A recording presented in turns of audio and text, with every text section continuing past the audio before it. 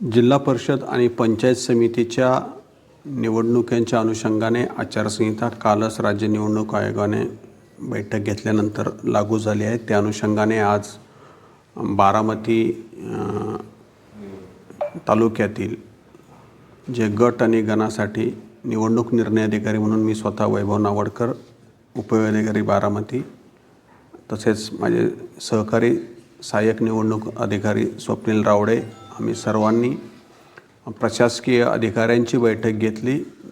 ज्या ज्या ठिकाणी आचारसंहितेच्या अनुषंगाने त्यांची बैठक आम्ही घेतली। त्यानंतर राजकीय पक्षांची पण आम्ही आचारसंहिता तसेच नामनिर्देशन पत्र या अनुषंगाने आम्ही बैठक घेतली। बारामतीमध्ये जिल्हा परिषदेचे एकूण 6 गट आहेत, तर पंचायत समितीचे 12 गण आहेत।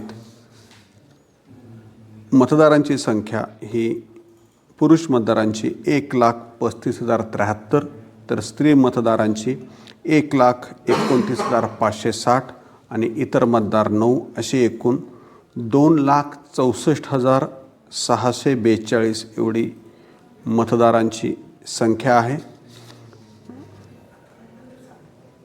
उमेदवारी दाखल करायचं जे आहे ते आपलं सुरू होणार आहे।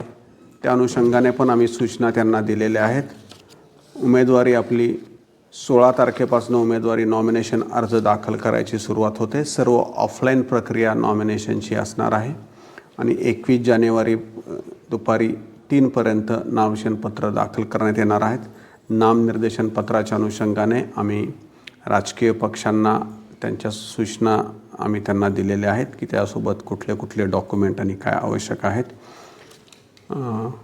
मतदान जे आहे मतदानाच्या अनुषंगाने तसंच जाहीर सभा आणि प्रचार कालावधीच्या अनुषंगाने सुद्धा त्यांना आम्ही सूचना दिलेल्या आहेत। त्यांना जे निवडणूक प्रतिनिधी आणि मतदान प्रतिनिधी आणि मतमोजणी प्रतिनिधी नेमायचे त्या अनुषंगाने सुद्धा त्यांना सूचना दिलेल्या आहेत। बारामतीची मतमोजणी ही जिल्हा क्रीडा संकुलच्या बॅडमिंटन हॉलमध्ये आपली होणार आहे आणि त्या ठिकाणी आपली स्ट्रॉंग रूम असणार आहे। तथापि तिथे 2 तारखेपर्यंत राज्यस्तरीय कराटे स्पर्धा असल्याने EVM तयार करणे आणि त्यासाठीची स्ट्रॉंग रूम ही प्रशासकीय इमारतीतील अभियांत्रिकी भवनच्या बेसमेंटमध्ये आमचं स्ट्रॉंग रूम आहे। त्या ठिकाणी आम्ही त्या EVM ठेवणार आहोत, तयार केलेल्या EVM। आणि ज्या दिवशी मतदान पथके रवाना होतील त्या दिवशी साहित्याचं वाटप जे आहे ते जिल्हा क्रीडा संकुलमधून आम्ही करणार आहोत। त्या ठिकाणाहून वाटप होईल आणि मतदान झालेल्या मतपेट्या EVMसुद्धा आहेत त्या ठिकाणी 5 तारखेला रात्री येतील आणि 7 तारखेला बॅडमिंटन हॉलमध्ये आपली मतमोजणी होणार आहे। एकूण बूथ किती सर? एकूण बूथ जे आहेत आपले बारामती साठीचे 299 एकूण बूथ आहेत। यामध्ये खर्चाची मर्यादा उमेदवाराला किती असणार? उमेदवारासाठी खर्चाची मर्यादा जिल्हा परिषदेसाठी 9 लक्ष तर पंचायत समितीसाठी 6 लक्ष आहे। सर, राजकीय पक्ष किंवा अपक्ष यांना निवडणूक लढवण्यासाठी जे प्रचार करण्यासाठी जे परवानग्या लागतात त्या परवानग्यांसाठी काही विशेष सोय? या परवानग्यासाठी आपल्याकडे 1 विंडो सिस्टीम आहे।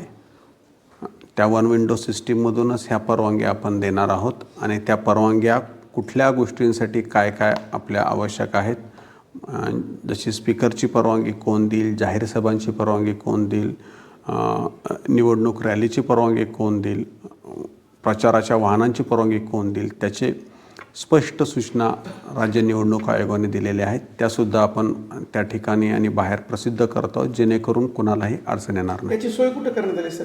त्या परवानग्यांसाठी कक्ष कुठे निर्माण? आमच्या कार्यालयातच, निवडणूक निर्णय कार्यालयात म्हणजे तहसील कार्यालयातच समोरच्या आचारसंहिता एक कक्ष आहे, त्या ठिकाणीच 1 विंडो सिस्टीममध्ये आपण परवानग्या देणार आहोत। एका उमेदवाराला किती फॉर्म भरता येतील आणि किती खर्च येतो फॉर्म भरण्यासाठी? त्याला एका उमेदवाराला जास्तीत जास्त 4 फॉर्म भरता येतील आणि त्यासाठीची अनामत रक्कम जी आहे जिल्हा परिषदेसाठी सर्वसाधारण जागेसाठी 1000 रुपये, तर त्याच्या राखीव ज्या जागा आहेत अनुसूचित जाती जमाती आणि नामाप्रसाठी 500 रुपये, तर पंचायत समितीसाठी अनामत रक्कम 700 रुपये सर्वसाधारण जागेसाठी, तर अनुसूचित जाती जमाती आणि नामाप्रसाठी ही 350 रुपये असणार आहे।